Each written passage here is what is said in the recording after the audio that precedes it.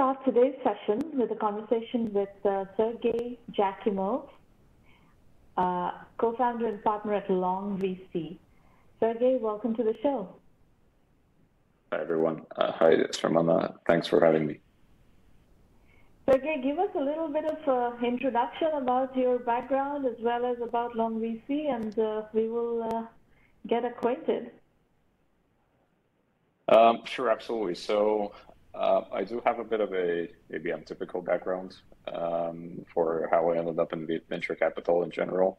So I'm active in biotech, obviously, as you might already know, but I don't have the education from the biotech field initially. I come from the quantitative background, where I sort of picked the entrepreneurship journey very early. So I built my first company. I was 22 years old. That was in engineering. So I pretty much started off from the hardest part, and I started off from what is now known as sort of deep tech commercialization, right? So it's heavy IP commercialization. My first company was in computational fluid dynamics back in the days, so CFD modeling. It wasn't biotech back in the days, but it was sort of heavy science. And then I decided, well, I wanted to get into life sciences because that is ultimately where I saw most purpose when it comes down to added value creation. So I started my second company, 24 years old. That was in medical devices. So together with a team of engineers, we basically figured out a way of how to manufacture what is now known as drug-eluting coatings for orthopedic and dental implants, right? So essentially customizable coatings that would allow sort of for faster healing after the surgery for patients, et cetera, et cetera. After that one, I thought I would even more increase my exposure to pharma. And this is where I essentially took a deep dive into working with other startups for around 3 or 4 years, where I spent most of my time with cardiovascular neurodegenerative companies in the early stage and preclinical stages, where I helped them fundraise, I helped them define their clinical trial strategies, I helped them define, and that was my sort of primary point of interest, actually, define their IP protection strategies. I always thought that IP was sort of, and it's kind of true, that IP is sort of the major selling point of when you're exiting the company, for example, as a business, right? And when you develop it. And after doing this for several years, I have built another company of mine together with partners. That one is in digital health, specifically in patient engagement and recruitment.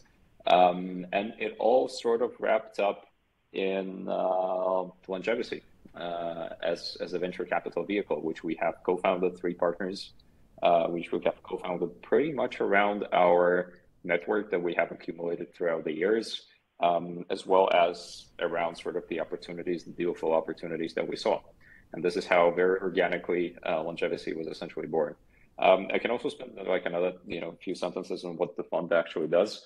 So LongeVC was actually... Talk about LongeVC and the investment thesis and the space in general, the longevity space in general. Sure, absolutely. So the fund was incepted around the idea and around the sector that we knew best, and that is the longevity sector. Now, longevity sector is there was a lot of misunderstanding about it publicly, right?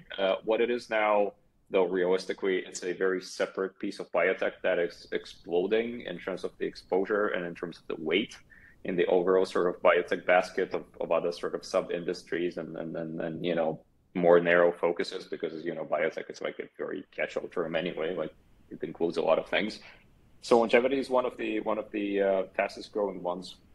And as an investor, we always looked at longevity in a very pragmatic way. So as a fund, we're looking at investing on the one hand in the therapeutic vertical, where we are investing in early stage disease modifying therapies that relate to age-related diseases, right? So anything, mostly platform technologies that would help us tackle age-related diseases with a disease-modifying effect. And this is where we spend most of our time with immuno-oncology, with neurodegenerative space, as well as more specific tech spaces such as epigenetics or senescent cell clearance, for example. Now, the other vertical, the second vertical of the fund is non-therapeutics. Now, non-therapeutics is where we look at early diagnostics as well as all the digital health and data-driven approaches when it comes to age-related diseases. Now, these include, but not necessarily exclusively, right? These include AI for drug discovery.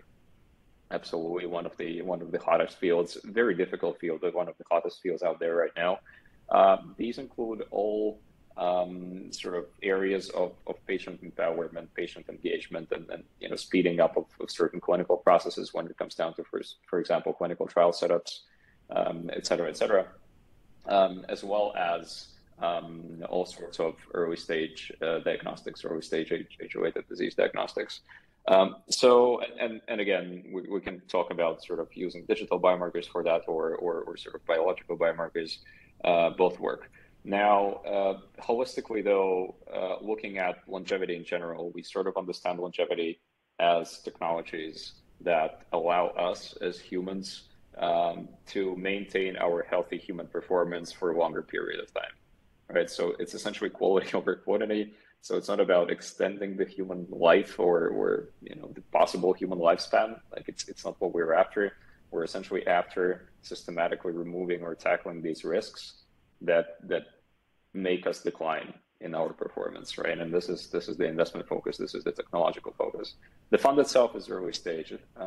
We're a 35 million euro investment vehicle as we're technically incorporated out of Europe.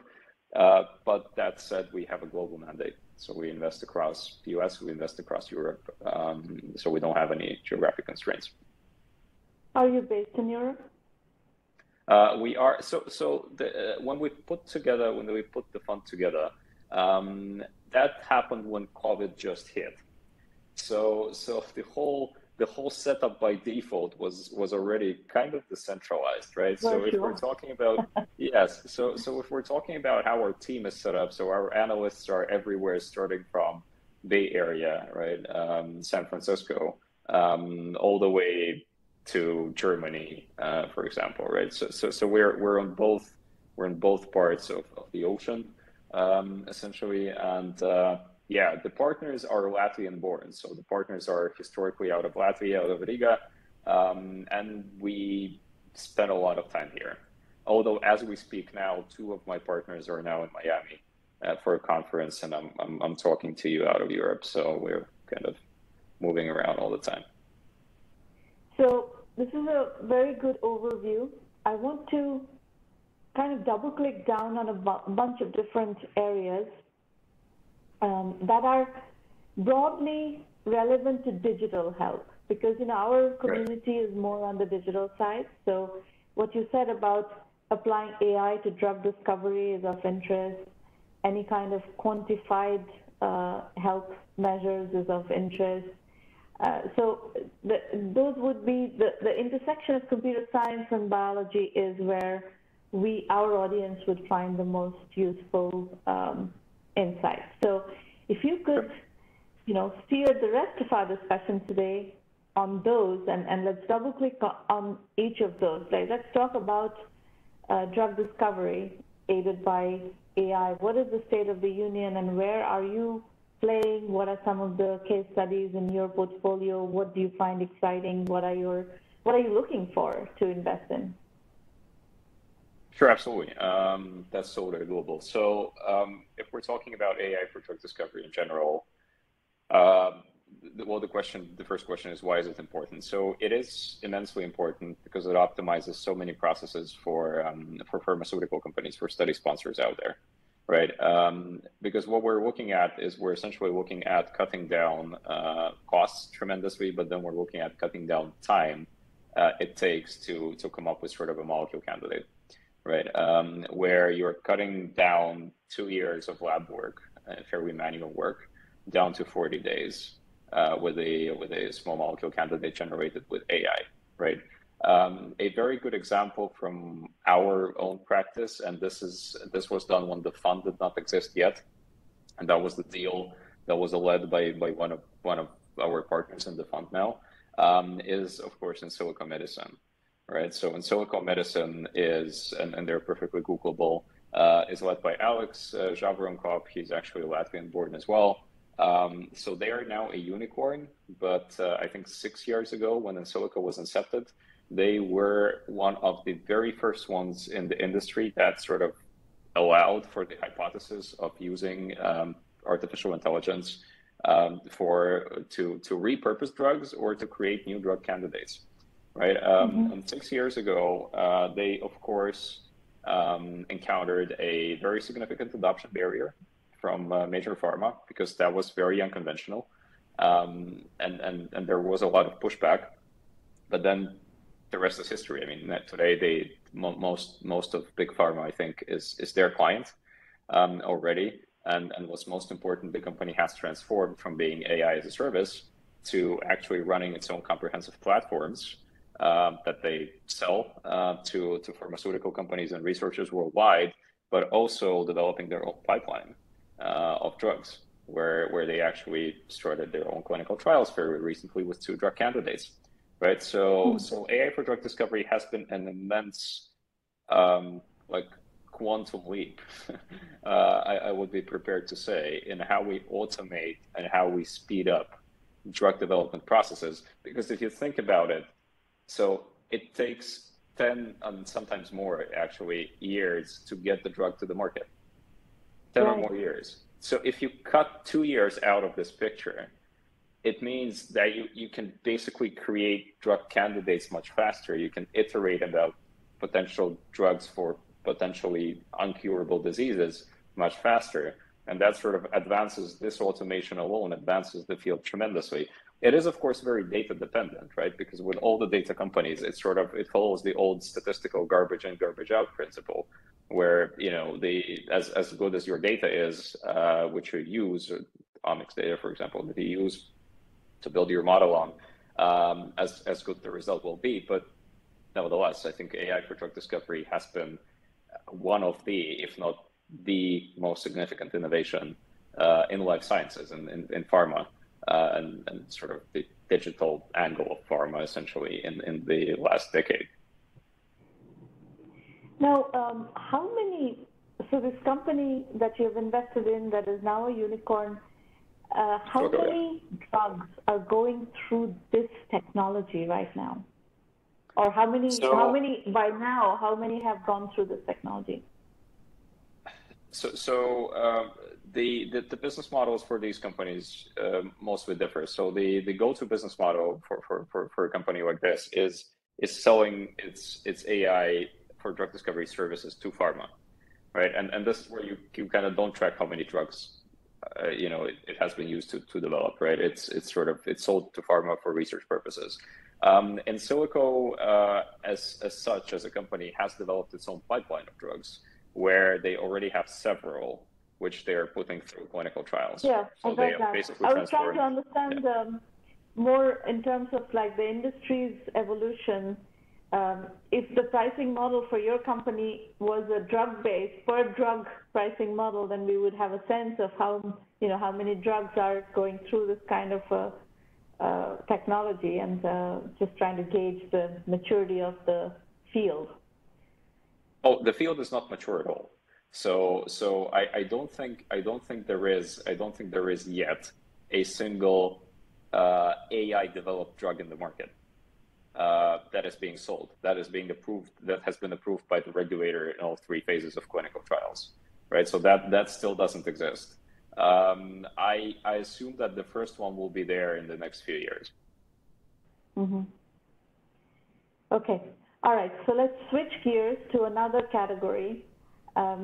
Pick another category besides AI-driven drug discovery where there's a heavy computational, heavy computer science element. And let's double click down into that in the same way. So another interesting one is digital health.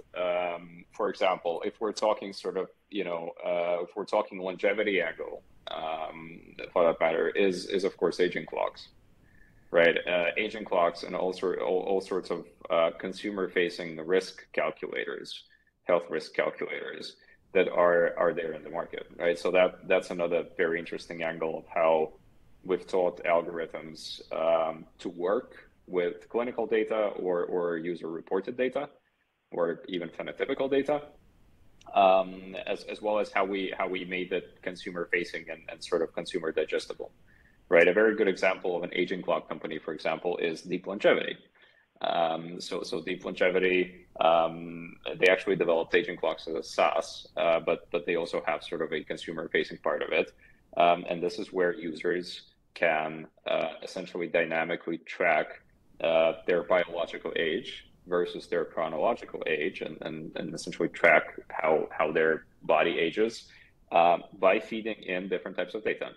And that these types of data are phenotypic, user reported, as well as more specific lab data. So you can feed in your blood tests and some other essentially lab work in order to understand how certain biomarkers correlate with your biological age and how it matches with your chronological age, essentially, right? And what users very often find is that their biological age is actually much more than their chronological age, right? So we're actually older than we are because of a lot of reasons, lifestyle choices, genetics, et cetera, et cetera. So that's one example. The other example is, and that has been very popular in the industry, in digital health entrepreneurs, is risk calculators. And this is where we already have, a lot of models that now have been digitized, where consumer-facing models that have been digitized, where users can essentially assess their specific disease risks, even based on very, very simple user inputted or user reported metrics or phenotypic data that the user inputs. A very good example for it is breast cancer risk calculators, which are several and which have been implemented on the state levels. Even I think New Zealand did like a whole campaign of introducing this as a digital tool. But we also had very good examples here in the Baltics, for example, where companies launched these public-facing sort of digital health applications, where women were essentially allowed to assess their breast cancer risk using a certified, sort of academically developed model in a digitized way, and then offered very actionable steps of how to prevent these risks, et cetera, et cetera. So that's another neat angle. The third neat angle is the digital health component, which has to do, and this is where I'll shut up in a second. So the digital health component, which has to do with patient engagement, of course, right, or patient centricity. And this is where it is a hugely, there is a lot of competition in the space, but it is a hugely untapped field yet in terms of really working mechanics of how to engage patients for so-called real-world data generation, for their retention in clinical trials, for essentially utmost patient centricity, et cetera, et cetera. And like you can write a book already on patient engagement solutions because a lot of companies have tried a lot of things, but realistically, the goals still remain the same. How do you put the patient in the center of any clinical research or any sort of data generation activity that the person is participating in? How do you ensure that consent is properly recorded? How do you ensure that the patient still remains motivated to stay in the trial, to stay in the study? Which UX, UI mechanics do you use to reward the patient for doing something, et cetera, et cetera? So like you can talk a lot about these things, but these are just, some I think very, very topical examples where digital health is like on the edge with longevity, but also sort of life science and clinical research acceleration. You haven't said much about the DNA side of it, DNA testing and DNA modeling, gene modeling, gene editing, all of that. Where does that fit right now in your investment thesis? So in our investment thesis, DNA testing as a service, it depends on the angle, to be honest, because consumer DNA testing can mean a lot of things these days, right? And the reason why it can mean a lot of things is that because DNA testing has sort of sequencing capacities, not DNA testing, it's not the right word, like the DNA sequencing technological capacity has sort of defied the Moore's law, right? So it is becoming cheaper much faster than Moore's law would say it needs to become cheaper, right? So we've basically moved to like 1,000 US dollars for full genome sequencing, which like immensely cheap if you compare to how much it actually was like 10 years ago, 15 years ago, right? So and as a result of this, you have tons of consumer DNA sequencing companies which offer different degrees of detail and different amounts of SNPs that they look at, right? And different degrees of depth in their reports that they provide. So in our investment thesis, we haven't invested in a single one of them, to be completely honest with you, but we have encountered a couple which dealt specifically with health risks and identifying certain genes that would lead or that would increase the capacity of the individual to develop certain age-related diseases. And I'm not talking about sort of the BRCA, BRCA1, BRCA2 type of genes, which are very common and we know them, that are like cancer genes, for example, but more specific ones that are less studied, right? So, but we haven't invested in those. To be completely honest with you, because we still don't feel like there is a lot of longevity angle there. But that said, I think one of the biggest achievements of 21st century in general when it comes to longevity and digital health is that the societal adoption, like holistic adoption of longevity ideas, basically comes through self-consciousness of public. And that self-consciousness is basically delivered through the abundance of data we have around us.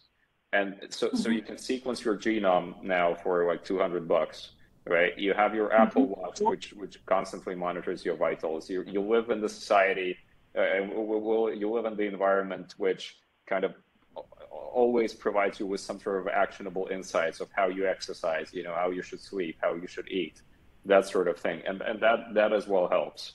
Right. So when asked about longevity in general, for example, we always say, well, there are multiple levels of it. Right. And there is the first level, which is happening now on the societal level, and that is our self-awareness.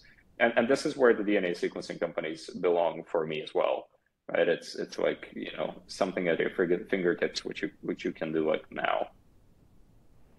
Do you have, are you looking for something in this DNA testing area, gene sequencing area, that you haven't found yet, but is there something in your head going, oh, if I could find a company like this, I would like to invest in it?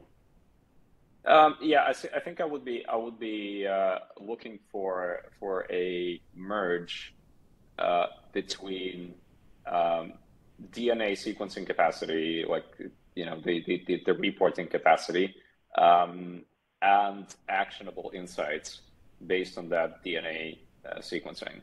So what I mean by that is I would be looking at the comprehensive model where the company actually offers you DNA sequencing, then offers you a comprehensive report, and either some sort of supplement-based insights or at least potential checkup or diagnostic-based insights, essentially providing user or the client or whatever you want to call it, with feedback on what to do now, or which even non-prescription interventions should you actually perform in order to mitigate certain risks, et cetera, et cetera. So a comprehensive end-to-end solution where DNA testing would be sort of the part of the story, right? And then we would boil down to some sort of personalized insights and personalized guidance. That would be pretty interesting, and I think that would resonate quite a bit with, at least like Western society, the US part of the world, right, where people are very health cautious and are willing to essentially perform these. No, I had a few conversations recently about DNA testing with some doctors. Actually, there's a test called Gallery test that you may be aware of that costs about, I think, $1,000 or $2,000 out of pocket. And I think the resistance that the doctors have on this one is they don't really know what to do with the results, which speaks to what you are talking about, is that, okay, Yes. we do the testing, we assess the risks, and okay, then now what? Are we going to do a bunch of invasive biopsies all over the place? Or how do you manage this, the data that is going to come out of it? So I think part of the issue right now in terms of adoption is that, okay, you do the test and then what? Absolutely, you're absolutely right with this. So this comes down to the point where well, genetics is a very good example, a very good illustration of it. But in general, like if we're talking applicability of clinical data, everyone, like a lot of people in the industry, sort of shout about like more data we generate, the better, right? Like we need big data, we need this, we need that. Realistically, we don't know what to do with it. Technically, Right. in You need a lot of cases. data by Yes, itself. absolutely. Now with genetics, this is very bad on the extreme of it, because so what you were talking about is our need to educate healthcare professionals to take action on these mutations or whatever they see there. This is really limited right now, even in very specific fields. Now, let me just give you like one example, which is very popular in the industry. So if we look at personalized DNA testing in oncology, for example, where you sequence tumor DNA to find personalized treatment, one of the most popular ones is Foundation Medicine, right? So Foundation Medicine was the one that pioneered the whole personalized DNA sequencing for treatment. Personalized treatment was bought by Roche, right? So it's now a part of Roche. So even with Foundation, what happens is an oncologist sends over a tumor sample. Foundation sends back a 45 pages report with mutations in that tumor, and the oncologist only knows how to act on the upper part of the first page. And then all the rest is basically the FIY information, where it's like, we know it's there, but how do I adjust the treatment to target this specific mutation? I have no idea, right? And that happens all over the place.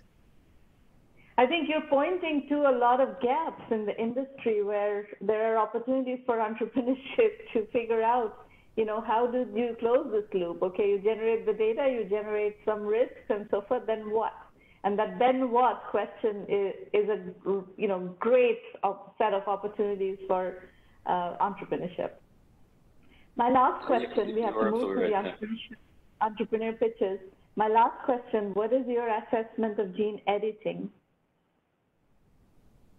Well, it's a bit of a broad topic, to be completely honest with you. So if by gene editing we mean CRISPR technologies, right? So the range of applicability of these is huge, and we see it all the way, from oncology to neurodegenerative diseases to treatment of chronic illnesses or genetic illnesses such as type 1 diabetes, right? For example, we don't see these therapies in the market yet. So vast majority of these, in fact, I think one gene editing therapy was ever approved, but I might be wrong with this one, right? So but very few, if not one.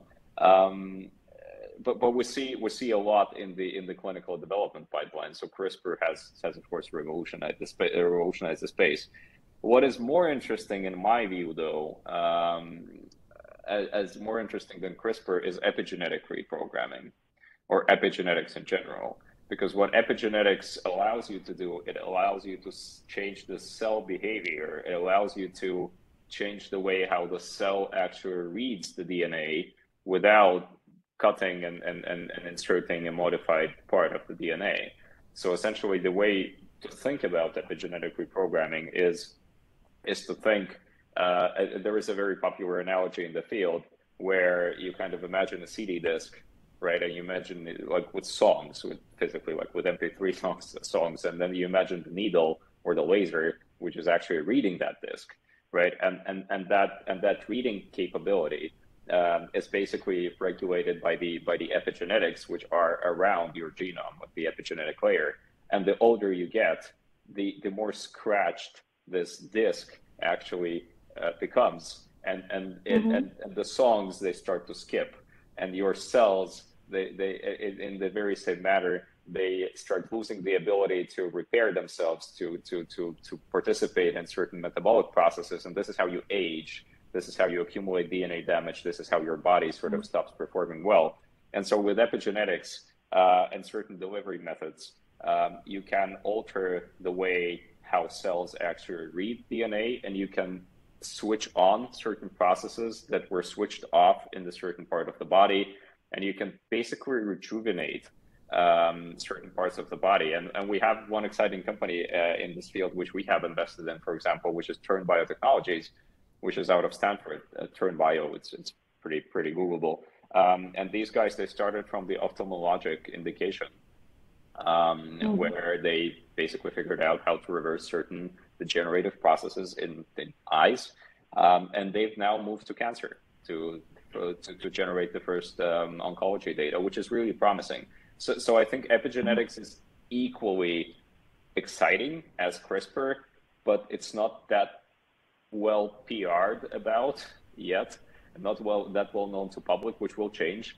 But yeah, I mean, equally huge potential, if not bigger.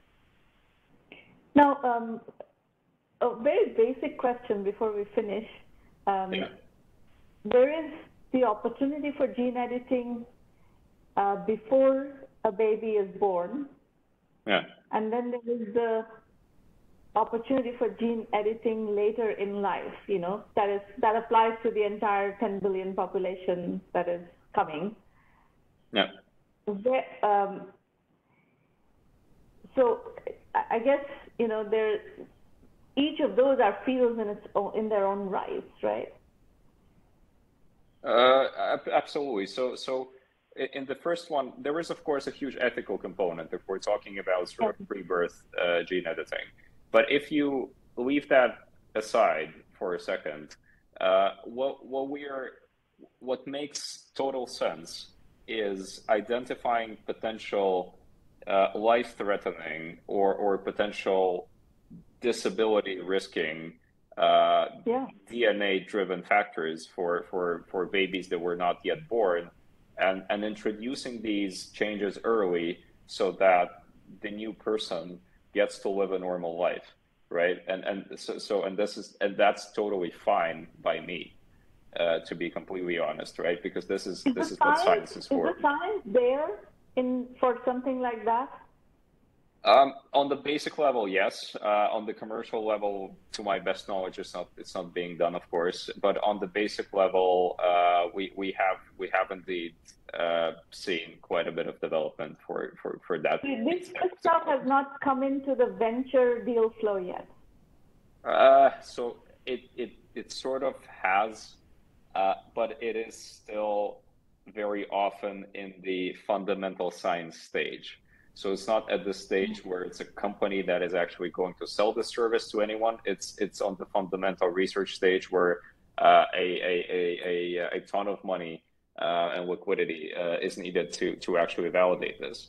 Now, when it comes down to gene editing in the later life, again, it has a very understandable therapeutic angle where we have diseases such as ALS, such as MS, such as AZ, Parkinson's, all sorts of cancer risks, you name it, which in a lot of ways can be prevented by introducing certain gene edits. And I think it totally makes sense. So if you leave aside the ethical component for a second, these are all very viable. But again, the pre-birth gene editing is still something that is deep into R&D, of course. But the adults or post-birth gene editing, have you started seeing those kinds of companies in your deal flow? So absolutely. So CRISPR-based therapies, a lot of them are in phase 1, phase 2 clinical trials right now, and these are mostly in cancer, of course.